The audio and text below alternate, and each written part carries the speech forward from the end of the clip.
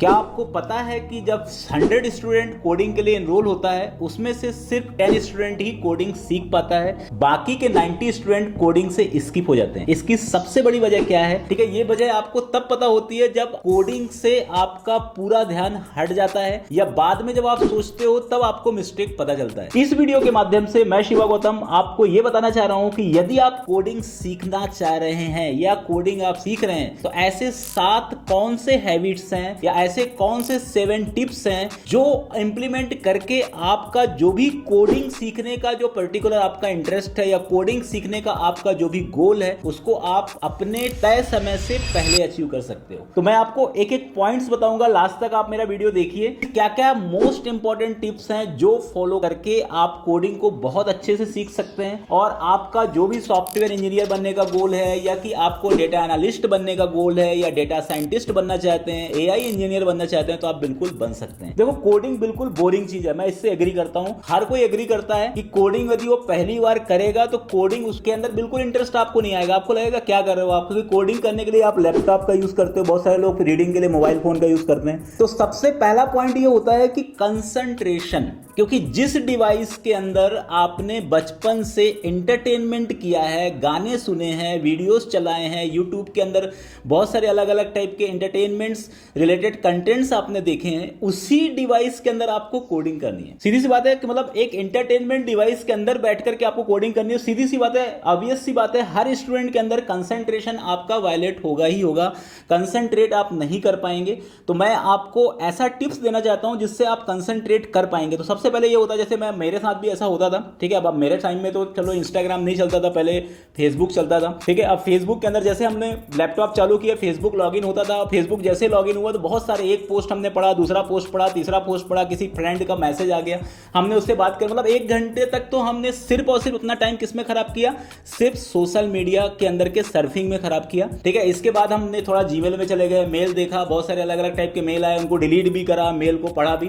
1 घंटे आपका इस तरीके से चला गया। फिर तीसरा ये हो गया कि आपका हो सकता है आपका यूट्यूब भी खुला हो, एक यूट्यूब में आप गए और वहां पर आपके कोई फेवरेट शो चल रहा है, उस पर आपका पूरा फोकस हो गया, मतलब 3 घंटे आपके इसी में चले गए। अब पता चला कि आपका टाइम बचा है कितना, हाफ एन आवर, उसमें आप जल्दी जल्दी में जाकर के कोडिंग टाइप किया और इसके बाद आपने कोडिंग का जो टास्क आपको करना था, 4 घंटे आपने समय निकाला था, उस 4 घंटे में आपने इफेक्टिव सिर्फ हाफ एन आवर दिया, वो भी इतना जल्दी दिया कि उससे आपका जो कोडिंग आपको करना था वो आप कर ही नहीं पाए। तो ये आप यदि आप सोचोगे इंटरनली तो ये 90% बच्चों की प्रॉब्लम रहती है, 90% लर्नर्स की प्रॉब्लम रहती है।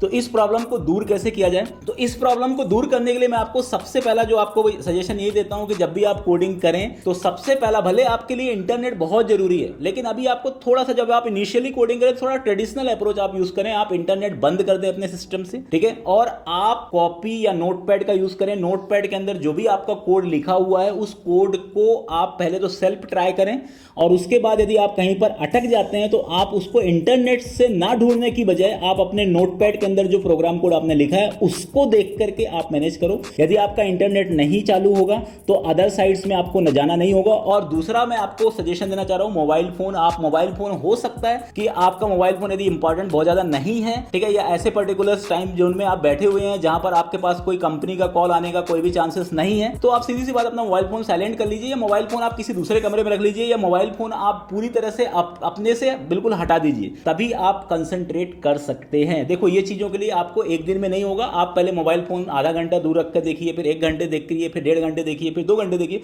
ऑटोमेटिकली आपकी हैबिट हो जाएगी। क्योंकि आपके करियर के लिए कुछ चीजों को आपको त्याग करना पड़ेगा, आपको कुछ चीजों को छोड़ना पड़ेगा, ठीक है। ये मेरा अपना खुद का एक्सपीरियंस है, क्योंकि मैं जब पहली बार कोडिंग करता था तो इन सब चीजों से मैं बहुत ज्यादा डिस्ट्रैक्ट होता था, उसके चक्कर में मैं कोडिंग कर ही नहीं पाता था और फिर बाद में बोलता था मुझे समय नहीं मिल रहा है और मेरा टास्क कंप्लीट नहीं होता था। तो ये सबसे बड़ी वजह है 90% जो स्टूडेंट कोडिंग से स्किप हो रहे हैं या जिनको कोडिंग सीखने में पर्टिकुलर बोलते हैं कि हमें टाइम नहीं मिल रहा है, तो उनका सबसे बड़ा रीजन यही है, ठीक है। सेकंड पॉइंट मैं बताता हूं आपको। देखो, कोडिंग कभी भी हम अकेले नहीं सीख सकते, ठीक है। मैं आपको ये नहीं बोल रहा हूं कि आप 10-15 लोगों का पूरा ग्रुप बना लो और कोडिंग सीखो, उसमें बातचीत होगी। मैं बोल रहा हूं कि आपको ऐसे लोगों के साथ रह करके, उनके कम से कम, आप यदि अपने घर पे भी पढ़ रहे हो तो आपको 2-3 ऐसे फ्रेंड या 2-3 ऐसे फ्रेंड सर्कल होना चाहिए जिनसे आप अपने कोडिंग के अंदर के जो ट्रिक्स हैं उनको आप डिस्कस कर सको, आप अपने टास्क या असाइनमेंट डिस्कशन कर सको, आपने क्या कोड किया, आपके फ्रेंड ने क्या, मतलब एक सर्कल बनाओ, एक अच्छा ग्रुप सर्कल, एक ग्रुप बनाओ 2-3 लोगों का ज़्यादा बड़ा ग्रुप भी नहीं बनाना है, और आपस में डिस्कशन करो। इससे भी आपका कोडिंग का पर्टिकुलर इंटरेस्ट आपके माइंड पे रहेगा। तीसरा पॉइंट ये है कि जब भी आप कोडिंग स्टार्ट करो तो आपको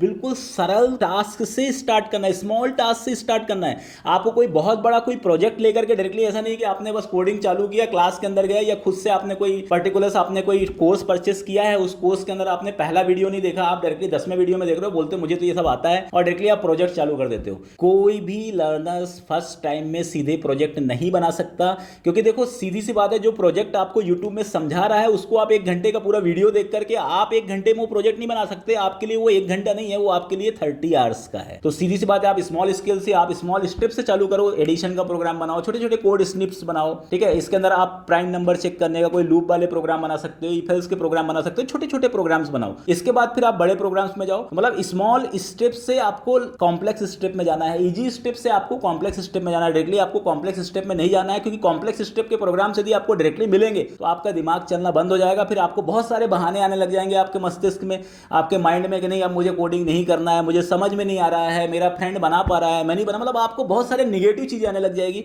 और धीरे धीरे आपसे कोडिंग छूटने लग जाएगा। तो इसलिए मैं आपको यही बताना चाह रहा हूं कि जो टिप्स मैं आपको दे रहा हूं, ये टिप्स थोड़ा से आपके कड़वे जरूर हैं, मतलब ये करेले वाले टिप्स हैं, लेकिन यदि आप ये फॉलो करेंगे तो इससे आपका करियर बनेगा, ठीक है। अब मैं आपको थर्ड पॉइंट बताता हूं कि जब भी आपको कोई भी कोडिंग कर रहे हैं तो देखो, कोडिंग में 2 चीजें होती है। प्रोग्राम चल गया आप खुश हो गए, प्रोग्राम नहीं चला तो आप निराश हो गए। आपको निराश नहीं होना है। जो भी आपका मिस्टेक है वो मिस्टेक पहले आप सोचिए, सर्च करिए, ठीक है। आप अपने दिमाग से पूछिए, नहीं है तो आप क्लास में जाकर के पूछिए, या आप जो भी पर्टिकुलर आपका जो फ्रेंड सर्कल है उससे पूछिए। मतलब आपको मिस्टेक को भी डिस्कस करना है। हम सिर्फ अपने सक्सेस को डिस्कस करते हैं, कोडिंग में अपने फेलियर्स को भी डिस्कस करना है। यदि आपका कोई प्रॉब्लम आ रही है तो उस प्रॉब्लम क्यों आ रही है, उस प्रॉब्लम का मतलब क्या है। यदि रन टाइम एक्सेप्शन एरर आ रही है जावा के अंदर, तो रन टाइम एक्सेप्शन एरर का मतलब क्या होता है, नेटवर्क एक्सेप्शन का मतलब क्या होता है, ठीक है, सिंटैक्स एरर का मतलब क्या होता है। तो ये सब चीजों को भी आपको डिस्कस करना है, अपने दिमाग से डिस्कस करना, अपने खुद से डिस्कस करना। मतलब आपको एरर के बारे में थिंक करना है, तो इससे भी आपको कोडिंग में इंटरेस्ट आएगा। जब आपका वो एरर दोबारा आएगा ना, तो आप बहुत जल्दी से आप उसको डिबग कर सकते हो।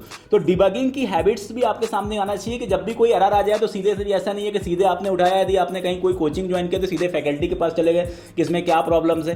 देखो, फैकल्टी से कोई हर प्रॉब्लम पूछ करके भी आपको कोडिंग नहीं आएगा। आपको एक हैबिट आ जाएगी, किसी हर प्रॉब्लम के सॉल्यूशन के लिए आपको पर्टिकुलर किसी ना किसी का आपको सपोर्ट लेना पड़ेगा। तो ये जो सपोर्ट की जो आदत है इसको भी आपको छोड़ना पड़ेगा। पहले आपको खुद से पूछना है, पहले आपका अपना खुद का एफर्ट लगाना है 1 घंटे 2 घंटे, उसके बाद ही आपको किसी से हेल्प लेनी है, ठीक है। और मैं आपको ये भी सजेस्ट करना चाह रहा हूं कि आज के डेट में बहुत सारे एआई टूल्स आ चुके हैं, बहुत सारे मॉडर्न टूल्स आ चुके हैं। आपको इनका यूज ना के बराबर करना है, इनिशियली तो नहीं करना है। हाँ, यदि कोडिंग करते करते आप बहुत समय हो गया है, अब आप प्रोजेक्ट डेवलपमेंट कर रहे हो, आप कॉम्प्लेक्स प्रॉब्लम सॉल्व कर रहे हो, तो इनसे आप हिंट ले सकते हो। वो भी पहले अपने से कंसंट्रेट करना है। यदि आपको खुद से नहीं हो रहा है तो आप इनसे हिंट ले सकते हो, लेकिन इनिशियल स्टेप पे तो मैं आपको यही सजेस्ट करता हूं कि आप एआई की हेल्प मत लें, क्योंकि उससे आपका जो ब्रेन है वो काम नहीं करेगा। ठीक, मैं आपको एग्जांपल देता हूं कि जैसे आप जिम ज्वाइन करते हो, और यदि आप जिम ज्वाइन करने के लिए, सीधी सी बात है, आपका जो बॉडी है उसका यूज ना ही करते हो, यदि आपका ट्रेनर है उसके थ्रू ही यदि आप पूरी तरह से इंप्लीमेंट करते हो, तो सीधी सी बात है आपका जो एक्सरसाइज करने का कोई सेंस नहीं है। वैसे कोडिंग है इसलिए पूरा ब्रेन एक्सरसाइज है। यदि आप एआई टूल का यूज करोगे तो आपका ब्रेन का एक्सरसाइज नहीं होगा, उससे आपका लॉजिक नहीं बनेगा, ठीक है। इसके बाद मैं आपको मोस्ट इंपॉर्टेंट पॉइंट बताता हूं, स्टे ऑर्गेनाइज, ठीक है। स्टे ऑर्गेनाइज का मतलब ये होता है कि देखो सीधी सी बात है कि कोई भी बिना प्लानिंग के, बिना ऑर्गेनाइज्ड वे के, आपको बिना कोई डॉक्यूमेंटेशन के आपको कोडिंग नहीं करना है। कोडिंग पहले आप एक डॉक्यूमेंटेशन प्रिपेयर करो कि मेरे को ये प्रोग्राम बनाना है, तो पहले आप उसका पूरा एक नोट्स बना लो कि मुझे ये टॉपिक पढ़ना है, पहले उसका नोट्स बना लो, उसको प्रिपेयर कर लो, पहले उस टॉपिक का सिंटैक्स पता कर लो, उसके अंदर का कंपाइलेशन प्रोसेस, उसका एग्जीक्यूशन प्रोसेस, उसका पूरा फ्लो पता कर लो, और उसी फ्लो को फॉलो करते हुए आप कोडिंग सीखो। ऐसा नहीं है कि आपने कोई सा भी टॉपिक बीच का उठा लिया, कोई सा भी टफ टॉपिक उठा लिया, आपको पता ही नहीं है कि सिलेबस क्या है। बहुत सारे बच्चे ऐसे भी हैं जो बिना सिलेबस के पूरा कोर्स पढ़ना चालू कर देते हैं। तो पहले आपको अपने सिलेबस को भी प्रिपेयर करना है कि मुझे ये कंटेंट पहले पढ़ना है, फिर सेकंड नंबर पे ये करना है। आपकी पूरी प्लानिंग होनी चाहिए। तो मतलब इसको बोलते हैं स्टे ऑर्गेनाइज्ड है ना, तो उसका जो भी गोल है उस गोल को वो एक डिजायर्ड टाइम फ्रेम में फिनिश कर सकता है। आपने देखा होगा कि जो फॉरेनर्स होते हैं वो ज्यादा सक्सेस क्यों मिलती है, उनके फेलियर के चांसेस हम लोगों के फेलियर के चांसेस से कम क्यों होते हैं, उसका रीजन ये है कि वो स्टे ऑर्गेनाइज्ड होते हैं। वो कोई भी काम करते हैं तो पहले जो भी उन्होंने पॉलिसी अपनाई है या जो भी प्रोसेस उन्होंने अपनाया है उस प्रोसेस को फॉलो करते हैं। हम प्रोसेस तो बनाते हैं पर हम प्रोसेस को फॉलो नहीं करते हैं। तो आप प्रोसेस बनाइए और प्रोसेस को को फॉलो करिए, तभी आप कोडिंग अच्छे से सीख सकते हैं। क्योंकि कोडिंग, देखो, कोडिंग सीखना कोई सिंपल काम नहीं है। पहले तो आप अपने दिमाग से हटा दीजिए। बहुत सारे लोग ऐसा सोचते हैं कि अरे कोडिंग तो कोई भी सीख सकता है, 2-3 महीने की क्लासेस ज्वाइन कर लो, 50-60 हजार फीस जमा कर दो, 3-4 यूडेमी के कोर्सेज खरीद लो, या कहीं से यूट्यूब का कोई अच्छा लर्नर है उसको देख लो, आप कोडिंग सीख जाओगे। बिल्कुल ऐसा नहीं है। आप यदि खुद से प्रैक्टिस नहीं करेंगे तब तक आप कोडिंग नहीं सीख सकते हैं। इसके बाद मैं आपको लास्ट में ये भी बताना चाह रहा हूं, देखो जो 6 पॉइंट है मेरा ये है कि कोई भी कोडिंग यदि आपने किया, आपने स्मॉल एप्लीकेशन, स्मॉल प्रोग्राम बनाए, बड़े प्रोग्राम बनाए, फिर उसके लिए आपको एक पोर्टफोलियो बनाना होगा। एक ऐसा पर्टिकुलर एप्लीकेशन बनाना होगा जिस एप्लीकेशन में जितना भी आपने कोडिंग में सीखा हुआ है वो सभी चीजें यूज हो जाए। क्योंकि ऐसा बोला जाता है ना कि हमने सीख तो लिया पर यदि वो यूज नहीं होता तो वो किसी काम का नहीं है। तो जब तक आपकी जॉब नहीं लग रही है, यदि आप जॉब के लिए प्रिपेयर हो रहे हैं, तो साथ ही साथ ऐसा नहीं है कि सिर्फ आप इंटरव्यू के प्रिपरेशन ही कर रहे हैं। बस आपको एक प्रोजेक्ट भी उठा करके रखना है और उस प्रोजेक्ट में वो सभी चीजें इंप्लीमेंट करनी है जो चीजें आपने पढ़ी है। जैसे आप यदि रिएक्ट जेएस पढ़ रहे हैं तो रिएक्ट जेएस के अंदर एक कोई भी एप्लीकेशन उठाइए जिसमें रिएक्ट के जितने भी चीजें आपने पढ़ी है वो सब चीजें उसमें यूज होगी। तो उससे आपका प्रेजेंस ऑफ माइंड रहेगा। आपने जो जो टॉपिक पढ़े हैं वो टॉपिक आपके दिमाग में बैठेगा। इसलिए स्मॉल एप्लीकेशंस बनाना या कोई प्रोजेक्ट बनाना कोडिंग के लिए डिजायर्ड है। बिना प्रोजेक्ट के आप कोडिंग के अंदर कोई भी स्किल्स आपका डेवलप नहीं होगा। और इंटरव्यू पॉइंट से तो प्रोजेक्ट बनाना बहुत ही जरूरी है और इससे आपको भी एक आत्मबल मिलेगा, आत्मविश्वास मिलेगा, एक सेल्फ कॉन्फिडेंस आपका रेज होगा और उससे जब आप इंटरव्यूज के अंदर जाएंगे तो आप बहुत अच्छे से परफॉर्म करेंगे। ठीक है। इसके बाद मैं आपको लास्ट पॉइंट बताता हूं कि कभी भी यदि आप कोडिंग सीखें तो आपको अपना सेल्फ एनालिसिस करना है। अपने फ्रेंड से कोई भी सजेशन नहीं लेना है। ठीक है। किसी अपने रिलेटिव से सजेशन नहीं लेना है। पता चला कोई भी आप रिलेटिव है वो माइक्रोसॉफ्ट में काम कर रहा है तो आप भी माइक्रोसॉफ्ट टेक्नोलॉजी चूज करने लग गए। आप हर किसी लर्नर्स की जो स्टोरी होती है ना, उसका जो एनालिटिकल स्किल्स होता है ना, वो सब अलग अलग होता है। तो इसलिए आप अपने अंदर जाकर के झांकिए, आपको किसमें इंटरेस्ट है। ठीक है। आप कितने घंटे दे सकते हैं, आपका क्या टाइम फ्रेम है। ठीक है। आपको कितना इंटरेस्ट आ रहा है। तो आपको भी आपका एनालिसिस करना बहुत जरूरी है। इसका सेल्फ एनालिसिस के लिए आप इंटरव्यूज, मॉक इंटरव्यूज भी दे सकते हो, अपना खुद का मॉक इंटरव्यू दे सकते हो या अपने फ्रेंड को अपना मॉक इंटरव्यू दे सकते हो। आजकल तो मोबाइल फोन का जमाना है, आप सीधे सीधे आप वीडियो अपना खुद का रिकॉर्ड कर सकते हो। बहुत सारे वेबसाइट्स या बहुत सारे एआई टूल्स हैं। ठीक है। अब एआई टूल्स आप ऐसे यूज कर सकते हो कि आप इंटरव्यू देने के लिए, रिज्यूम मेकिंग के लिए, ठीक है, कुछ प्रोजेक्ट के अंदर के टॉपिक्स देखने के लिए वहां पर आप एआई टूल्स का यूज कर सकते हो और एआई टूल से अपने कोड को कंपेयर कर सकते हो कि एआई कैसा कोडिंग कर रहा है, आप कैसा कोडिंग। लेकिन एआई टूल आप कब यूज करें? बिल्कुल फाइनल स्टेज में। तो सेल्फ एनालिसिस करना भी जरूरी है। जब आपको लगने लग जाए कि नहीं, आप अपने आप ऑटोमेटिकली मेरा लॉजिक खुद से क्रिएट हो रहा है, इसका मतलब यह है कि अब आपको कोडिंग के अंदर थोड़ी बहुत चीजें आने लग गई है। अब आप कोडिंग के अंदर मास्टरी आपकी हो गई है। उसके बाद ही फिर आगे के स्टेप्स आप फॉलो करें। ये जो 7 स्टेप्स हैं, इन सभी 7 स्टेप्स को यदि आप फॉलो करते हो, जो मेरे ख्याल से सबको पता होता है लेकिन उसको आप फॉलो नहीं करते हो, तो आप प्लीज उसको फॉलो करिए। आप एक डिसिप्लिन्ड मैनर में रहिए। यदि आपका कोडिंग का टाइम फ्रेम 10 महीने का है तो आप उसको 7 महीने या 8 महीने में भी अचीव कर सकते हो, यदि आपने ये सभी चीजें जो मैंने पॉइंट्स आपको बताए हैं, यदि आपने इसको रियल टाइम में फॉलो कर लिया। Thank you.